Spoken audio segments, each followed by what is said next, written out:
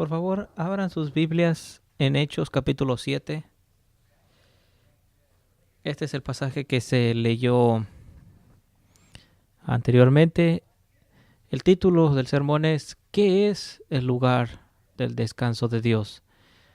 Hablamos la semana pasada del reposo de Dios, y el reposo es esa tierra prometida que es Cristo.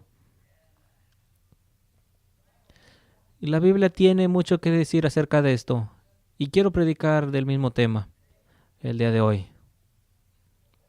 Pero ¿qué es? ¿Qué es ese lugar? El lugar del descanso de Dios. Porque Esteban regañó a estos líderes religiosos,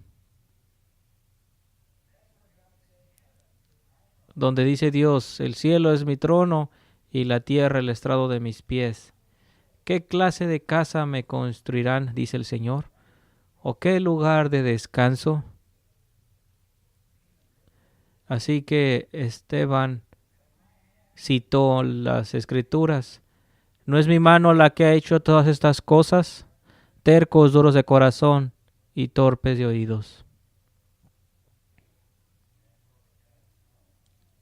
Después de esto fue apedreado. Dice: siempre resisten al Espíritu Santo, como tus padres, como tus antepasados, lo mismo ustedes. Porque escogían ese templo visible en vez del invisible, que es Cristo. Y aquellos bautizados en Cristo es su cuerpo. Han hecho su elección, y Esteban los regañó por esto. Y esto lo vemos a través de la historia. Siempre hemos resistido al Espíritu Santo. ¿Y quiénes son ellos? ¿Los judíos? No. Líderes religiosos, gentiles y religiosos, escogiendo siempre lo visible de lo invisible. Y por esto fue que Esteban fue apedreado. Tan enojados estaban, insistiendo que había otro templo.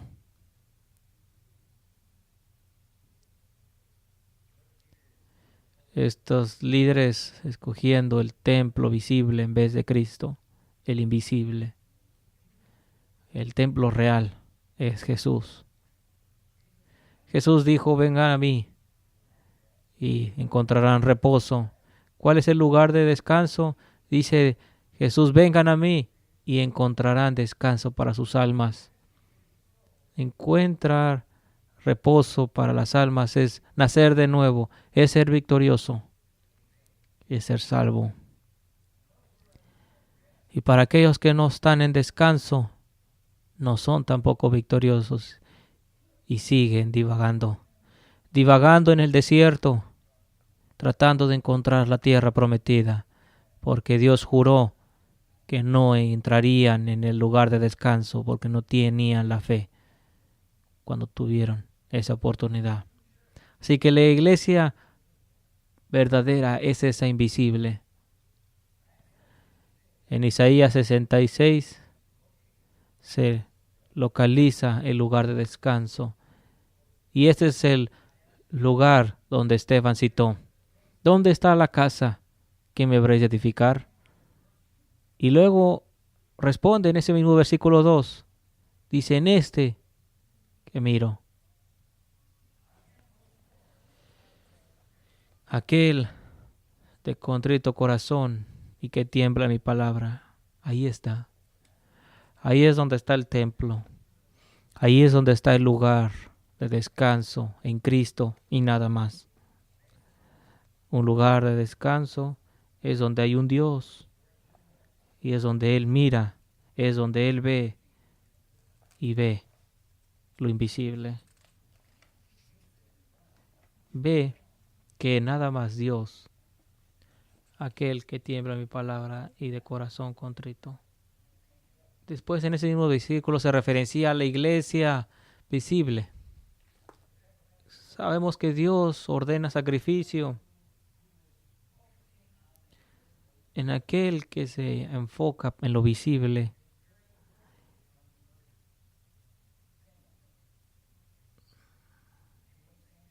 ¿Ves lo que dice?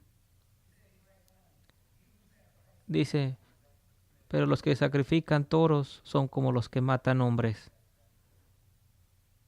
Los que ofrecen corderos son como los que desnucan perros. Los que presentan ofrendas de grano son como los que ofrecen sangre de cerdo.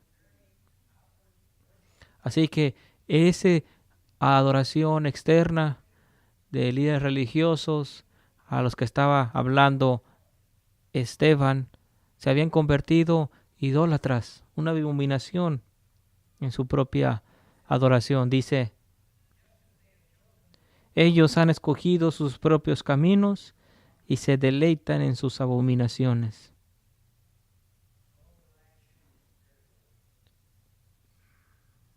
Pero yo enviaré sobre ellos también aflicciones, dice el Señor. Enviaré sobre ellos lo que tanto temen, porque nadie respondió cuando llamé. Esto es mucho antes de la venida de Cristo. Dice, cuando hablé nadie escuchó, hicieron lo malo ante mis ojos y optaron por lo que no me agrada.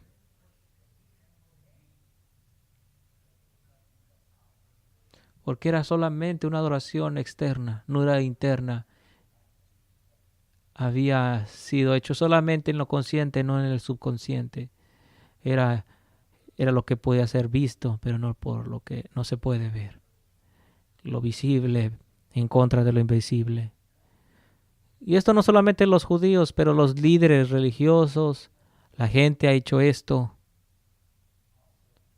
inclusive en la misma iglesia. Y está siendo hecho hoy en día. El lugar de descanso, el lugar de reposo de Dios está en la iglesia invisible. Esto significa que nuestras justicias deben de exceder la justicia de los escribas y fariseos. Se había convertido en nada más que una cultura religiosa, una cultura cristiana, una cultura bíblica. Leyes bíblicas es maravilloso, pero no es suficiente.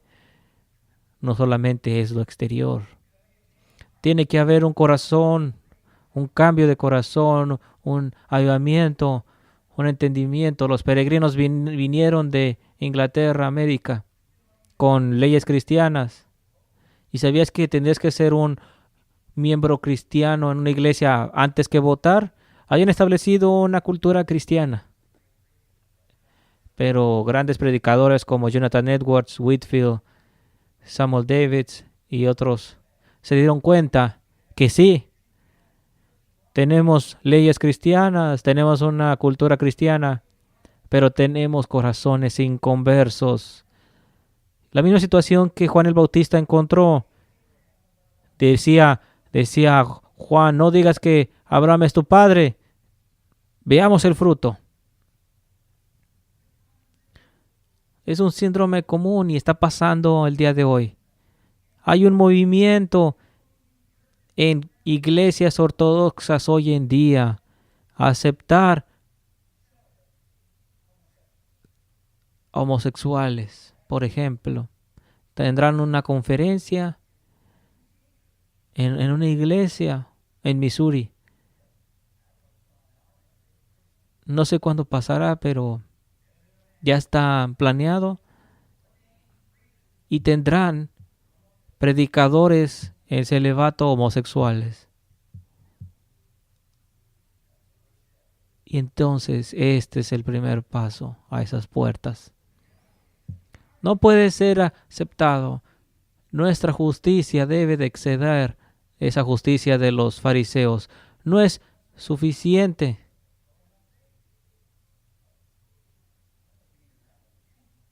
No significa que no vas a ser tentado para la lujuria, porque nuestra naturaleza vamos a ser tentados. Pero decir que está bien es una una historia totalmente diferente. Aceptar el homosexualismo es totalmente diferente. No es suficiente. Tienes que ser liberado por el poder de Dios. Tienes que ser salvo, tienes que nacer de nuevo. Y ese es el gran problema hoy en día. Se presume, soy salvo. La doctrina de la teología es esa doctrina de la salvación. Y tenemos hoy en día tanta presunción, gente viniendo a las iglesias y todo esto. Y tenemos pastores cometiendo adulterio, homosexualismo. ¿Por qué? Porque todo empieza con la doctrina de la salvación, donde tenemos que estudiar estas doctrinas de la salvación. Por eso tenemos libros y libros, como el autor de la fe salvadora. Tenemos que regresar. ¿Por qué tenemos tanta caída? Porque no han sido salvos en primer lugar, no han sido iluminados, han experimentado nada más. Y dicen, ya está hecho. Yo creía esto también. Empecé una iglesia en uno de los ranchos en México. Grandioso. Muchos llegaban, todos en sus 20, 30 años. Vendrían, querían ser bautizados. Así que, ¿qué es lo que hice? Fui a otro pueblo. Y empecé a vivir ahí. Ya empezamos, son salvos, vamos por más. Pero no me di cuenta que no es así como funciona. ¿Cómo sabes que son salvos? ¿Solamente porque vienen y dicen que son salvos y quieren ser bautizados? ¿Porque son iluminados? ¿Porque han experimentado sanación? ¿Han experimentado trabajo del Espíritu? No es suficiente. Y es lo que he estado platicando una vez y otra vez aquí. Hemos empezado iglesias que ya no están. ¿Por qué? Por la misma razón. Same misma razón. Enseñando presunción. Invitaciones. ¿Se están salvos? Entonces el pastor se va. Y las ovejas son dispersadas. Hay trabajo que hacer. Y tenemos que asegurarnos de que nuestro llamamiento sea seguro. Leí un artículo de algún presbiteriano que estoy de acuerdo, donde dice, no podemos seguir diciéndole a la gente que son salvas. Tenemos que hacerlas sentir incómodas. ¿Tú crees que George Whitefield, Jonathan Edwards no hicieron sentir incómodos a su público? ¿Hizo incómodo al rey? Este mismo mensaje que te estoy dando, los expulsaron. No puedes predicar a más así. ¿Sabes qué es lo que hicieron? ¿Sabes qué es lo que hicieron? Se levantaron en el cementerio y predicaron. Y dijo, esto es mi paraíso. Y trajo un gran avivamiento. Un gran avivamiento. Y se dividió en grandes avivamientos.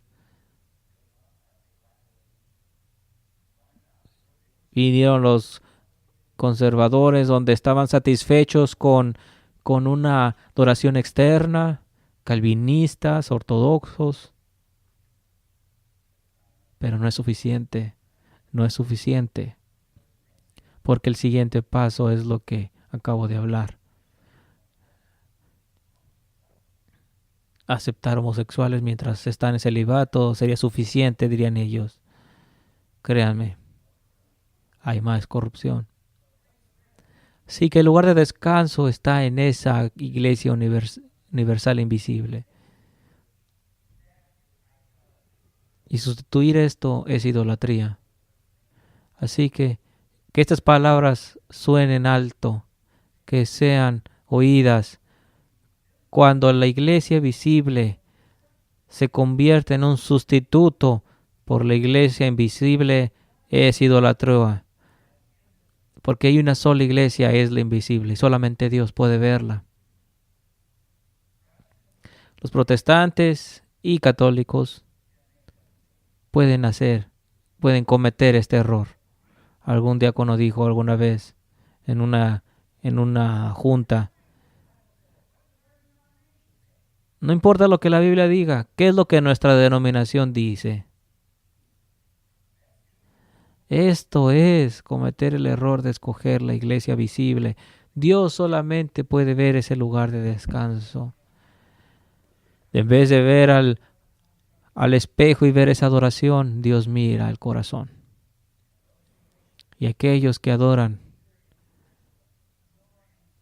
no en Jerusalén ni en Samaria. ¿Qué significa esto? ¿Qué son esos lugares? Lugares que puedes tocar: Jerusalén, Samaria.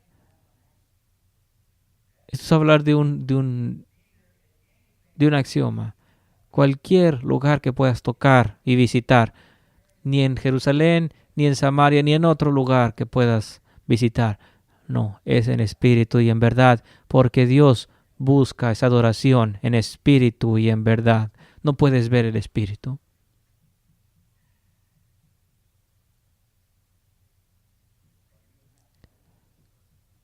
Este versículo es hermoso.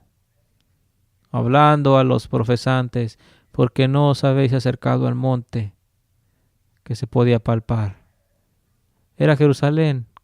Querías hacer sacrificio. Porque no os habéis acercado ¿a dónde? Al monte Sión,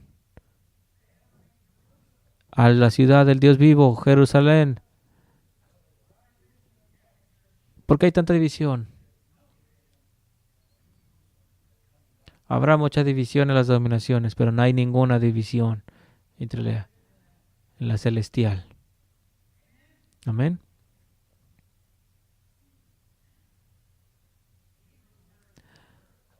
La palabra hebrea para tierra es esta: territorio, tierra.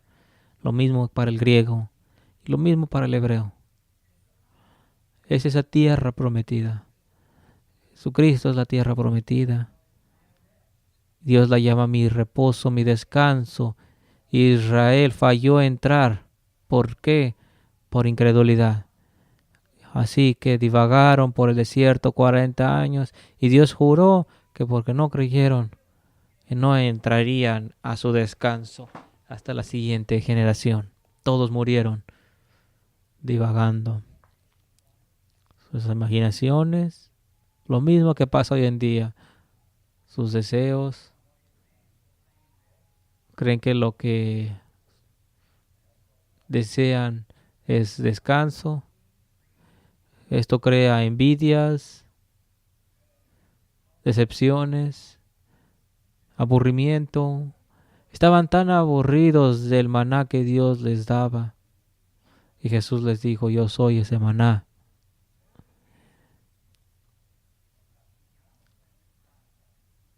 Nos fastidiamos con este pan tan liviano. Estamos tan fastidiados con Jesús, de hecho. Jesús no más me alegra. No diríamos eso, ¿verdad? Pero es lo que pasó. Murmuraron, se quejaron, se rebelaron de la autoridad de Moisés, buscando algo más excitante. Hablaron de Moisés, de su ley. ¿Sabías que hay un movimiento calvinista llamado neocalvinismo, donde John Piper es uno de ellos, dice: ya no necesitamos los 10 mandamientos?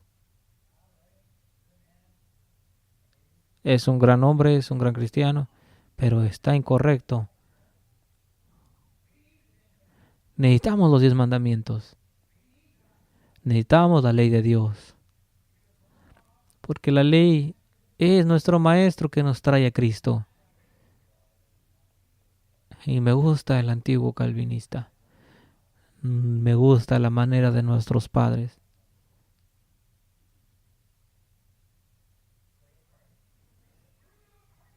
¿A dónde iremos a festejar?, diría el pueblo de Israel, porque no estaban en descanso. Así que Dios llevó a Caín a esta tierra y lo hizo divagar en la tierra de Nod, la tierra de Nod. Y Nod significa divagar, como los hijos de Israel divagando 40 años, gente divagando como las iglesias de hoy divagando, sin que no estén satisfechas, buscando nuevas maneras, pero nunca el descanso. Cristo es el descanso, Cristo es la tierra prometida. Amadores de placeres tampoco están en descanso, quieren más y más, buscando por la tierra prometida en lugares extraños. ¿Dónde está mi descanso?, dice Dios.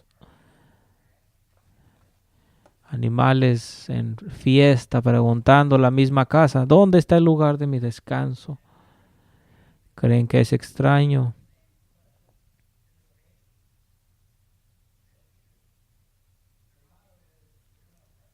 El modelo es: vamos a festejar, vámonos de fiesta, pero darán cuentas a aquel que es el juez. Aquel pobre en espíritu no está en este modo de festejo. El que tiene un corazón contrito no está en este estado.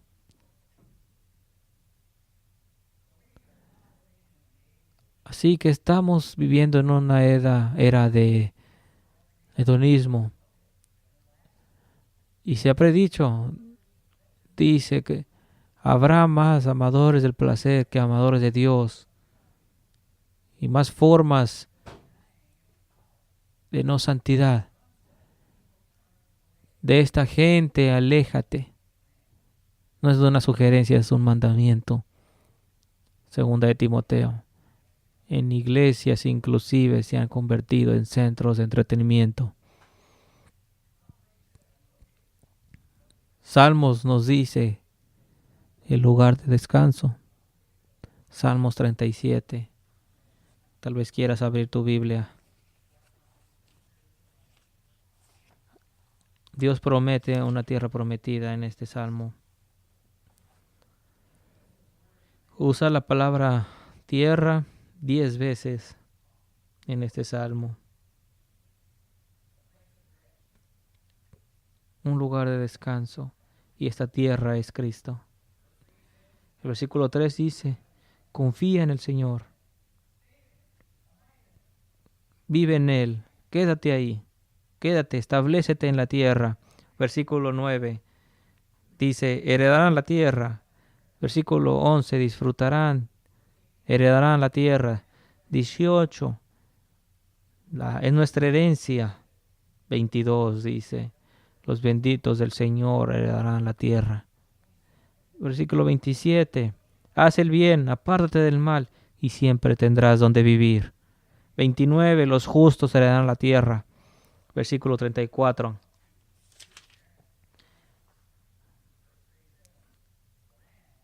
vive según su voluntad de Dios, Él te exaltará para que heredes la tierra. Versículo 40: el Señor nos libre. Él pone su confianza, Él, nuestra tierra prometida. También el versículo 37, para encontrar la tierra prometida, nos dice qué hacer para poseer esa tierra. No debemos de temer.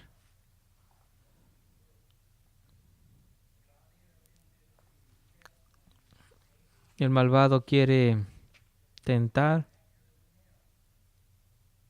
haciéndote creer que ellos son más felices. Versículo 3, debemos de confiar en el Señor. Confiar, hacer el bien, ser fiel. En otras palabras, encontrar pasturas seguros, eso solamente en Cristo. Pasturas verdes. Significa estar alimentados de la palabra, meditar de la palabra. Pon tu teléfono a escuchar la palabra, meditar en sus leyes, día y noche. Poner atención cuando estás escuchándola. Pregunta, pídele al Espíritu Santo por entendimiento, por que te muestre qué significa tal versículo, cómo aplicarlo. Versículo 4 dice, deleitándonos en el Señor. ¿Te deleitas en Él? ¿O encuentras su palabra tediosa? Versículo 5, encomendar nuestro camino al Señor, nuestro futuro, encomendar nuestro futuro. La gente no está en descanso en Cristo, se preocupa por el futuro, se preocupan pensando que va a haber algo malo. No está su interior en descanso nunca. Versículo 7, debemos de guardar silencio y esperar con paciencia. Esperar en el Señor, no especules, no saltes, espera con paciencia. Refrena tu enojo. ¿Qué versículo es eso? Versículo 8. Refrena tu enojo, abandona la ira, no te irrites, pues eso conduce al mal. Te enojas, te irritas, hay mucha injusticia. ¿Qué haces? Refrena tu enojo. Alguien se te mete en el camino, te vuelves loco. Refrena tu enojo, amén.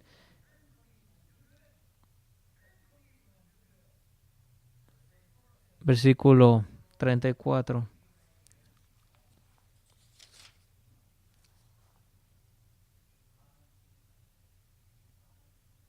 Dice, espera en el Señor. Tú lo verás con tus propios ojos como los malvados sean destruidos. Esperar en el Señor. La tierra prometida del Señor. ¿Dónde está? Está en los cielos, en el paraíso. Y eso es lo que significa habitar en la tierra prometida. Los cristianos verdaderos, sentados a la diestra, porque Jesucristo está ahí. Y somos bautizados en Él. Somos habitantes celestiales, sentados con Jesús en lugares celestiales.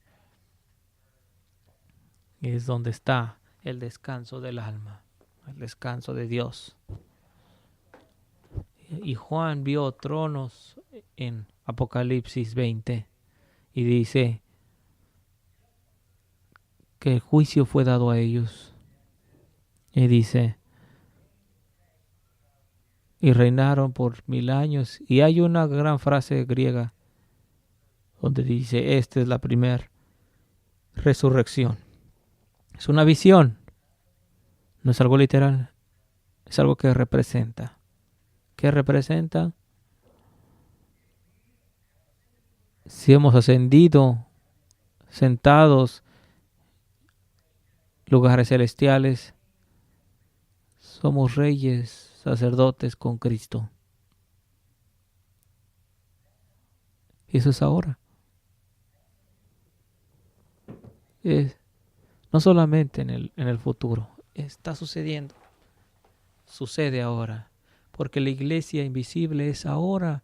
No es algo que en el futuro llegará. Está llegando ahora. Juan lo vio. Y lo vio en un lugar presente. ¿Cuándo lo vio? La iglesia está bajando y es invisible. Y no está dividida, es perfecta a los ojos de Dios. Y es cada creyente nacido de nuevo. Solamente Dios los puede ver, sus elegidos, sus escogidos. Está bajando. ¿Y qué significa? Se está manifestando más y más en la tierra. La iglesia está creciendo. La palabra de Dios se multiplica. Y hay más cristianos hoy en día que en ninguna otra época. La iglesia está creciendo inmensamente en China, Nepal. 200 años antes no pudieras encontrar ningún camino en África, por ejemplo, hasta que hubo misioneros.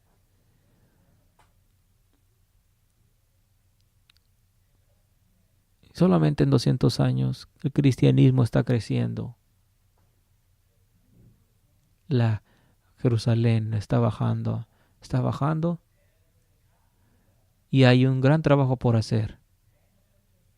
Daniel lo dijo de esta manera, cuando el juicio fue hecho, ¿sabes cuándo fue hecho? Cuando Jesús ascendió. Lo dijo antes de morir. Ahora es el juicio de este mundo. Ahora el príncipe de ese mundo será echado. Ascendió y se ha sentado a la diestra del Padre y se ha sentado en ese lugar poderoso y gobernará hasta que no ponga a cada enemigo a los estrados de sus pies. Y lo está haciendo. Y lo que estamos viendo, 50, 100 años de historia, no sabemos lo que va a pasar. Vemos tanto caos, tanta división, tanta falla. Así es, verdad. Pero Jesús no está fallando. Dice, construiré mi iglesia. Y es un juramento que no prevalecerán las puertas del enemigo. ¿Lo está haciendo? ¿Lo crees? Tenemos que ver las cosas que están vistas, sino las cosas que no son vistas. Hay muchas estadísticas que pueden ser vistas. Cuando vemos cosas que no se ven, por ejemplo, Romanos dice cómo Dios ha revelado su poder. ¿Cómo es revelado su poder? Las cosas que son vistas. Las cosas que son vistas revelan las cosas no vistas. Dios, que no se puede ver, se ha revelado por las cosas que son vistas. Y si tenemos estadísticas que muestran que el cristianismo está creciendo como una bola de nieve, es evidencia que podemos ver. Pero no creo por eso nada más.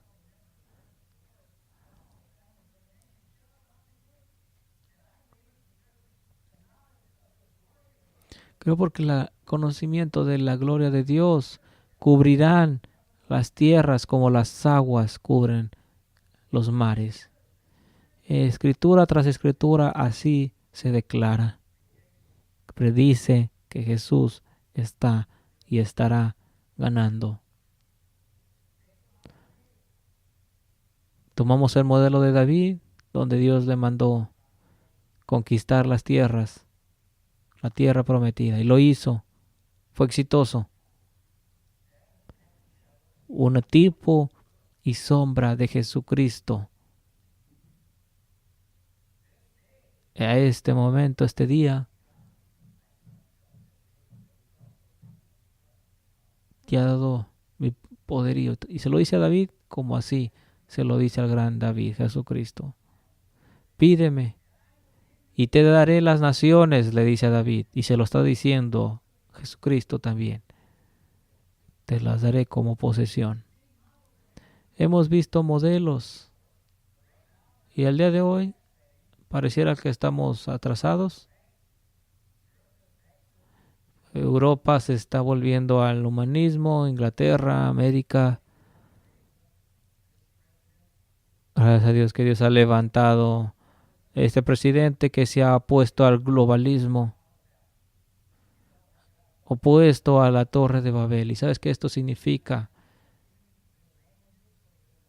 Recuerda que Dios confundió sus lenguajes y Dios creó naciones separadas para que no pudieran construir una solo lugar.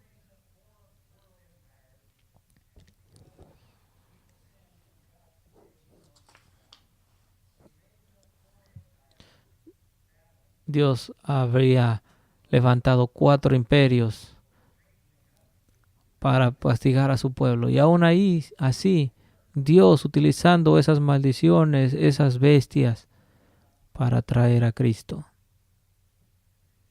para destruir la última bestia. Y así lo fue. Destruyó Roma. Y continuará conquistando, conquista tras conquista. Él es el gran conquistador. Él está ganando. Tal vez no lo puedas ver, pero así es. Lo puedes ver. Lo puedes ver. Puedes creerlo. Y te cambia la manera de vivir. Hay esperanza. Y nunca pierdas la esperanza. No importa qué pase.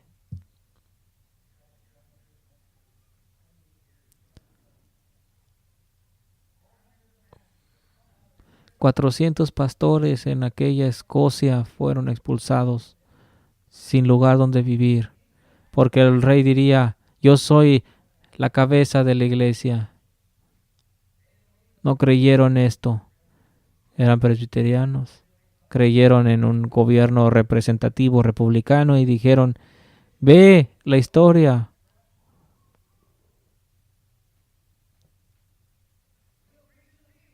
Así que predicaremos en los campos. Y así lo hicieron. 10,000, 40,000. Y el rey levantó una ley donde cualquiera que predicara, pena de muerte. Y en 28 años fueron expulsados. Y aquellos que atendieran esas reuniones en prisiones, esclavos, y muchos de esos escoceses llegaron al sur de Carolina. Pagaron el precio. Se tomó 28 años, pero ¿sabes qué pasó? ¿Sabes qué es lo que trajo? Una revolución gloriosa en los 1600. Y ese es un modelo de la Declaración de Independencia. ¿Lo puedes decir aleluya? La manera en la que ganamos es la cruz. No es demostrando y callando bocas y derribando gobiernos. Así no ganamos. La iglesia es ganadora. ¿Cómo? Por la iglesia, por la sangre del Cordero, el testimonio de su palabra, y que no amaron sus vidas. No es en vano. Y así es como uno sale victorioso. Libertadores se quejan tanto del gobierno hoy en día. Pero mira, necesitamos gobierno. Dios ha ordenado gobiernos por más de 600 años. Y dice, cuando Nerón fue emperador, en Romanos 13, Él es el sirviente de Dios. Sométanse a Él. Eso no significa que el César es el Señor. Claro que no. Los pactadores de aquel entonces en Escocia refutaran decir que el rey era la cabeza de la iglesia. Fueron arrestados porque no dirían que Dios salve al rey. Y hubo una gran tribulación. Muchos murieron ahogados, por ejemplo. Pondrían postes en el mar y los ataban. Y cuando el mar subía, la marea subía,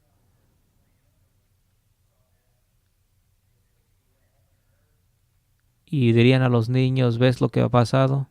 Si no dices que Dios salve al rey. Bueno, no amaron sus vidas, sino amaron a Dios. ¿Estamos dispuestos a eso? ¿Creemos que aún nuestra sangre conquistará? Jesús lo dijo. El cielo es ese descanso y somos habitadores del cielo con Cristo. Somos reyes y sacerdotes.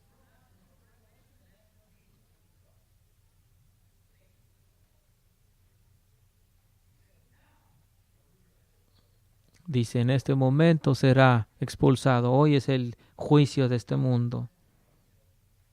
Y ese juicio fue hecho. Dice, regocíjense.